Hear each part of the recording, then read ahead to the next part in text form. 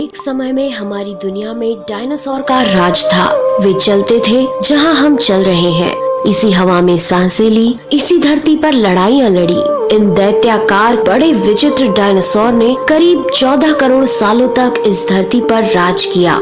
इन dinosaur की कई हजार प्रजातियां थी। इनमें से कुछ शाकाहारी थे, कुछ मांसाहारी, तो कुछ डायनासोर बहुत ही शांत स्वभाव के थे। वहीं कुछ डायनासोर बहुत ही हिंसक और खतरनाक थे। ये उस समय के सबसे सफल जीव थे। लेकिन फिर अचानक ऐसा क्या हुआ? आखिर वह कौन सी घटना थी जिसने इनका नामो निशान ही मिटा दिया? इसे जानने के लिए हमें करोड़ों साल पीछे जाना होगा और डायनासोर्स के उस अंतिम दिन को करीब से देखना होगा। तो आइए चलते हैं आज से 65 मिलियन साल यानी कि 6 करोड़ 50 लाख साल पीछे। आज से करीब 6.5 करोड़ साल पहले धरती पर मौसम सामान्य था। चारों ओर सूरज की रोशनी बिखरी हुई थी। लंबे लंबे पेड़ों से टकराती समुद्र की ठंडी हवाएं और चारों तरफ डायनासोर के चिल्लाने चिंघाड़ने की आवाजें। जब ये सारी डायनासोर प्रजाति बड़े ही आराम से धरती पर अपना जीवन बिता रही थी, तब 10 करोड़ साल पहले ही इनकी किस्मत लिखी जा चुकी थी। 10 करोड़ साल पहले एक छोटा एस्टेरॉयड का टुकड़ा जो सुदूर अंतरिक्ष से आ रहा था, वह पृथ्वी से लगभग 20 करोड़ मील दूर मंगल और बृहस्पति के बीच बने क्षुद्र ग्रह बेल्ट में घूम रहे एक बड़े एस्टेरॉयड से जा टकराता है। इस टकराव से उस बड़े एस्टेरॉयड की दिशा बदल जाती है और वह क्षुद्र ग्रह बेल्ट से निकलकर सीधे पृथ्वी की ओर 22,000 मील प्रति घंटे की रफ्तार से बढ़ने लगता है। जब यह एस्टेरॉयड पृथ्वी से 3,84,000 किलोमीटर की दूरी पर था, तब धरती से शायद डायनासोर का अंत ना होता यदि यह एस्टेरॉयड पृथ्वी के उपग्रह चांद से टकराता। लेकिन नियति को कुछ और ही मंजूर था, इसलिए ये बड़ा एस्टेरॉयड चांद के बहुत नजदीक से गुजर गया।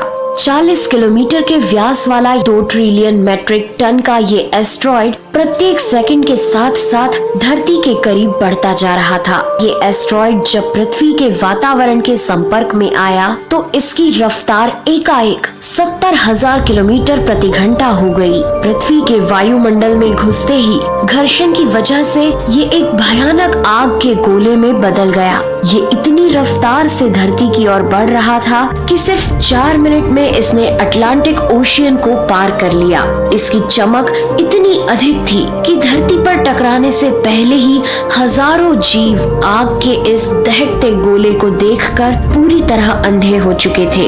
ये जीव उस उल्का को देख नहीं पा रहे थे, लेकिन वह उसकी भयानक गर्मी को महसूस कर रहे थे। कुछ ही क्षण में ये एस्टेरॉयड मेक्सिको की खाड़ी के पास जमीन से टकराता है और लगभग 35,000 डिग्री सेल्सियस की ऊर्जा वाला एक भयंकर विस्फोट होता है।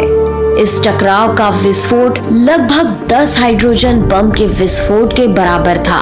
ये विस्फोट इतना शक्तिशाली था कि इसके टकराते ही धरती की लाखों टन धातु अंतरिक्ष में चली गई। टकराव वाली जगह पर 180 किलोमीटर चौड़ा और 20 किलोमीटर गहरा गड्ढा बन गया।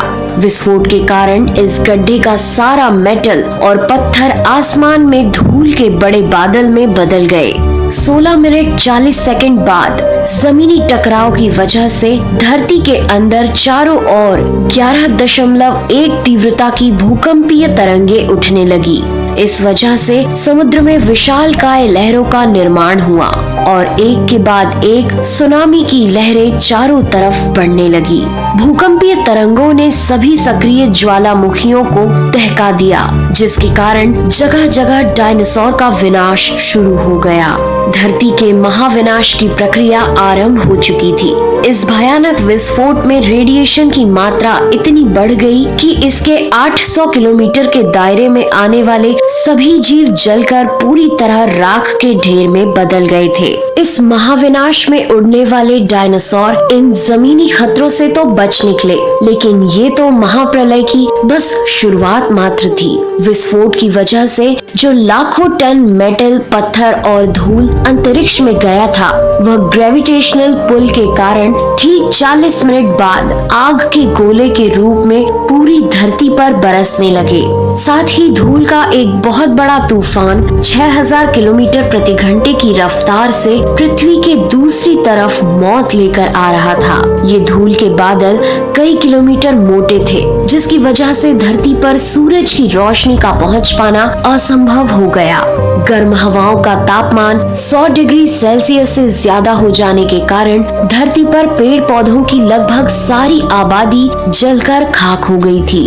विस्फोट के 90 मिनट बाद धरती का तापमान 200 डिग्री सेल्सियस तक बढ़ गया। इसकी वजह से जो डायनासोर विस्फोट के इलाके से कोसों मील दूर थे, वे भी इस गर्मी से बच नहीं पाए। इस महाप्रलय से धरती की कुल 90% प्रजाति पूरी तरह खत्म हो गई थी और जो 10% जीव धरती पर बच गए थे, उनमें से भी सिर्फ वही जीव जिंदा रह सके जिनका वजन 30 किलोग्राम से कम था। इसका कारण ये था कि इस महाप्रलय में लाखों की संख्या में जीव मारे जा चुके थे और पेड़ पौधों की सारी आबादी भी जलकर राख हो चुकी थी, जिसके चलते यहाँ जो बड़े और विशालकाय जीव जीवित बच गए थे, उन्हें भरपूर मात्रा में खाना पीना ना मिल सका। लेकिन ये महाप्रलय किसी अन्य जीव के लिए फायदेमंद साबित होने वाला था। धरती पर डायनासोर का अंत एक छोटी प्रजाति के लिए सुना